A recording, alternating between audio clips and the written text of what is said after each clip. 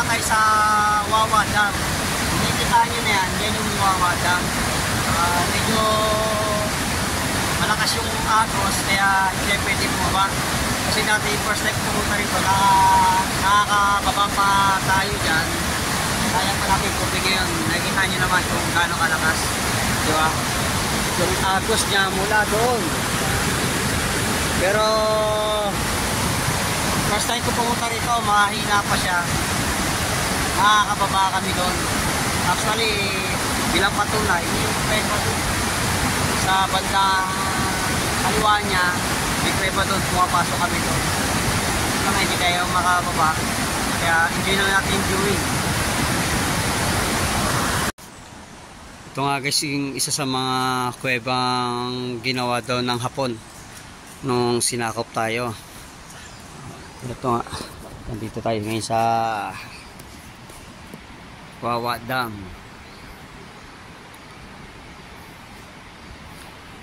Yan, sa mga history.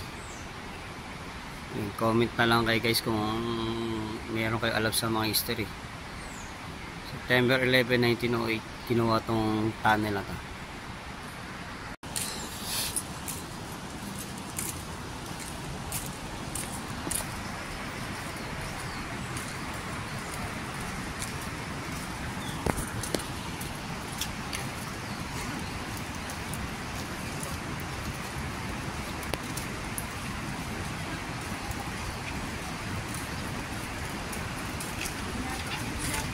Madulas ka, dahan-dahan pa ha.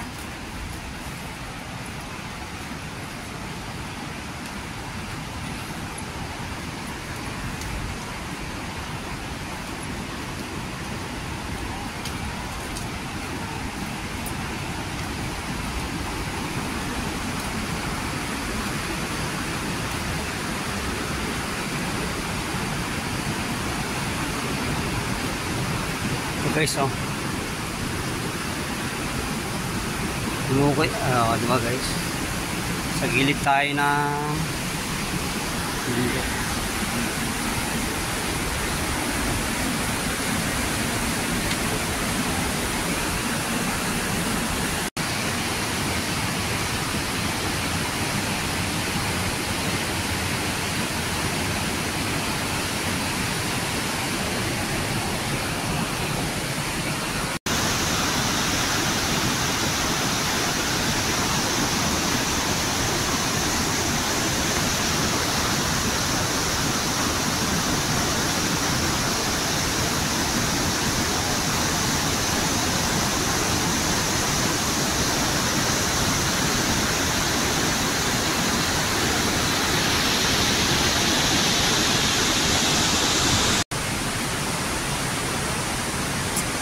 Guys, nandito nga tayo sa Wawa Dam. Ito yung medyo ilalim ng ano niya, parte ng Wawa Dam. Parang umuulan dito guys, oh. Gawa na sa ilalim tayo na ano, parte ng lupa ng bundok ng Wawa Dam.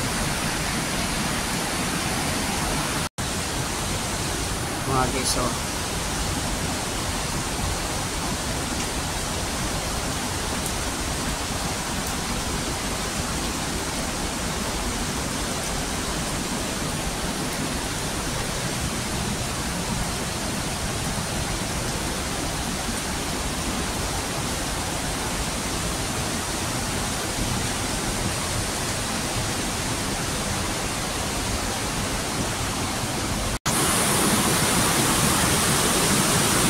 papasukin na namin ang tunnel.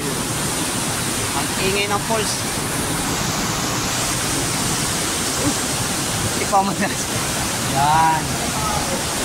Ay, kumpare ko. Sa tunnel na kami. Hindi ako kaya ako eh. Hindi ako. Try ko ngayon guys yung tubig na nagmula sa bundok. Ito sa luwi.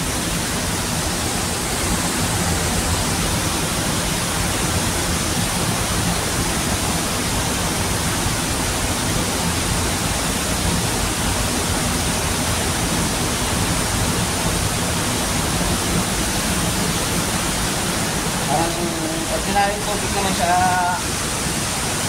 dalawa tinaipon ko siya. Yun na. Kasi ito natin nawasan. Wala, much better. Taste fresh.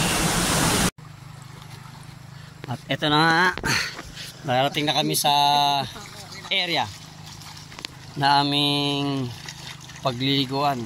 Wala kasing tubig dun sa bahay ng kumpare ko eh. Kaya dito muna kami maliligo sa swimming pool niya. Tignan nyo guys.